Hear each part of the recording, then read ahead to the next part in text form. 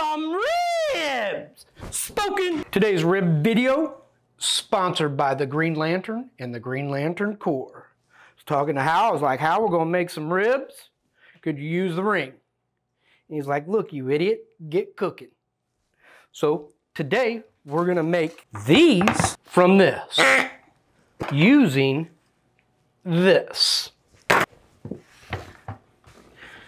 What you need is raw pig. The first step will be to remove this anti-seasoning barrier. It's an evolutionary thing that's happened within the last 2 or 3 hours. You're going to need a sharp object, so you, who had your mother turn the TV on for you this morning, will probably have to have her cut this for you because you're going to end up in the emergency room. All right, remove your ribs from the anti-seasoning device. What we have here is spare ribs, so it will require some cleanup. First thing you want to do is get you some paper towels. Pat it dry. Not baby back, these are spare. Baby back. Spare. More meat, more fat, St. Louis style rib.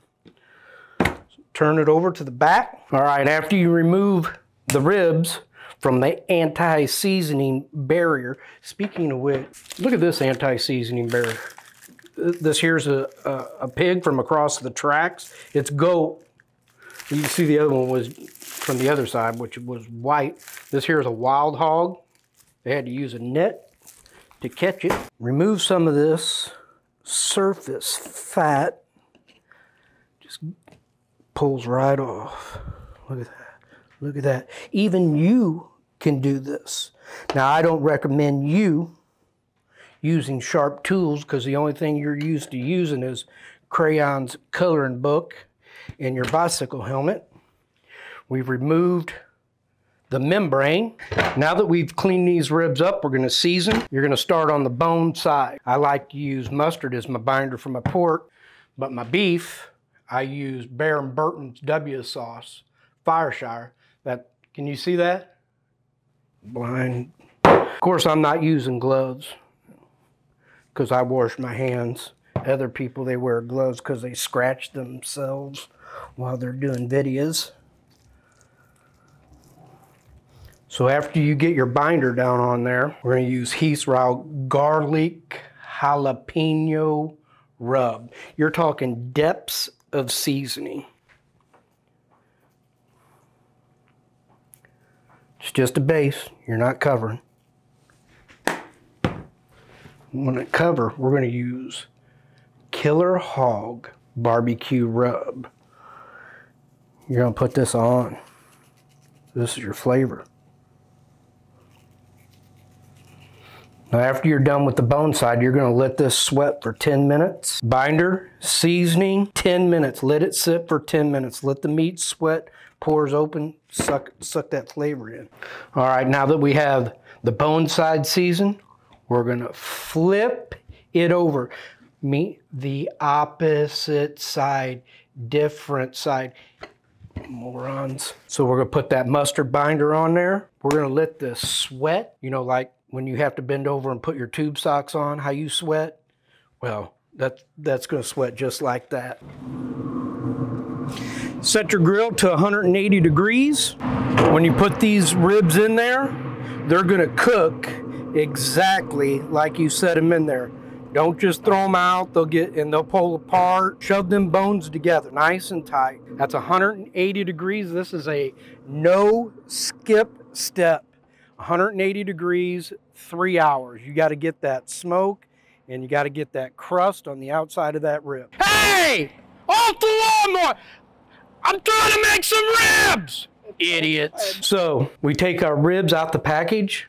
We cleaned them up, we trimmed them up. Next thing we're going to do after they've been on the grill for 3 hours. 3 hours is a must. We're going to wrap them. So we throw some pats of butter down here, lay down some apple cider vinegar, brown sugar, and then we get this base down here. And the next thing we're going to do, you are going to go meat side down. Hey, look here, Tubby. I know you know all about this. More butter. More butter. Who do you think you are, Paula Deen? All right, once you got that butter on there, a little more apple cider vinegar. And we're going to take some more brown sugar. Mick Jagger. Put some Mick Jagger down up on this mug. If you know what I'm talking about, you're old. If you don't, you're stupid. A little bit more of that Malcolm Reed right on there. Malcolm knows all about butter. All right. Wrap these tight. You don't want to steam them. Kind of want to like a roasting. And that's why you use 2 right there. See that? See that bone come out? You wrap it twice. You want to keep that moisture in. I'm just glad you're following along, because I thought after your mama turned on the TV, you'd just lay down on the couch and take a nap. Hey, let's go look for a job Monday, maybe. Okay, so inside that wrap, what we've got is butter. Butter. It comes from a cow, and we're cooking pig. Get over it. Brown sugar. Don't know how come it's brown.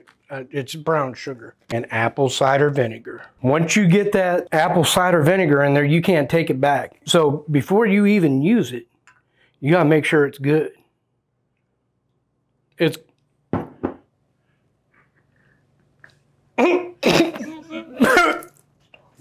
yep, that's good. Inside 2 pieces of aluminum foil.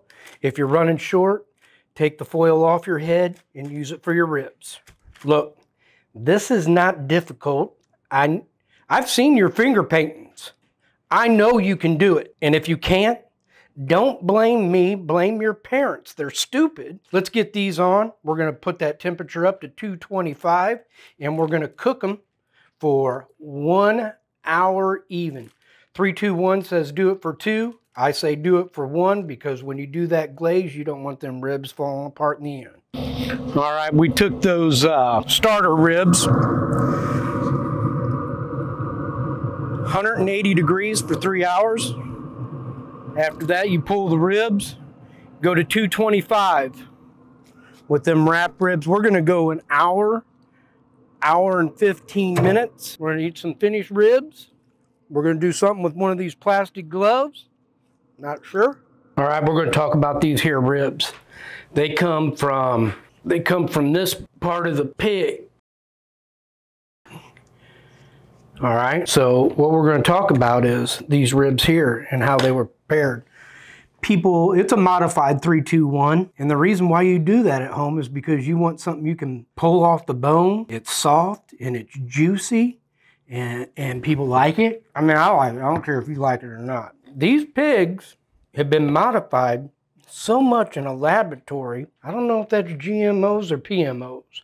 Pig? I don't know. But here's what happened. They've genetically modified them so these bones at the end ain't got no meat on them. You're not going to use them anyhow. All right. For all you ADD, HD, whatever D's you have, we're coming to an end. Just take another handful of Ritalin. We're going to unwrap these. They've been wrapped for 7,200 seconds, or 120. You could do it for 120 minutes, or if some people do it for 2 hours, and it works out great. But this here is how you tenderize. You wrap it with all that goodness. See how it's pulling away from the bone? Man, that's hot. So you'll see that we've lost just about all of our bark from the smoking process. So the third thing we're going to do, we're going to pull these things from the wrap. We're going to let them sit for about 5 minutes. We're going to take them back out to the grill, and we're going to start our glazing process. Now, this glazing scoop, see what I mean? You have to, or else it won't come out. So I know that's a hard one for you to grasp, but blame your parents. They made you stupid, not me. All right, so after it's been wrapped up for an hour and a half, it's time to put it back on the grill. Like that. Tough, I get it. So we're gonna let this cook at 225 still. But the only thing you're gonna do here now is take your basting sauce, and you make that out of whatever you want. I'm not exactly sure what's in here. Bunch of stuff I had in the fridge. So you're gonna baste every 15 minutes for the next hour. You want it to be watery. You're not saucing, you're making a glaze. You're putting it on there, let it cook for 15 minutes for the next hour. That sauce will set up, it'll get tacky. It'll be like candied. It won't be like saucy. It'll be candied. Hey, thanks for sticking around. Before we go any further, I want to thank my sponsor, who did about as much as you did. Nothing. And this is what we ended up with. Right there. 3-2-1 ribs. Not restaurant, not competition. 3-2-1, eat at home ribs. Just fall off the bone. So it's not as hard as it looks. But hey, until the next time, put your watercolors, your finger paints up, get off your parents' couch, go outside and cook something.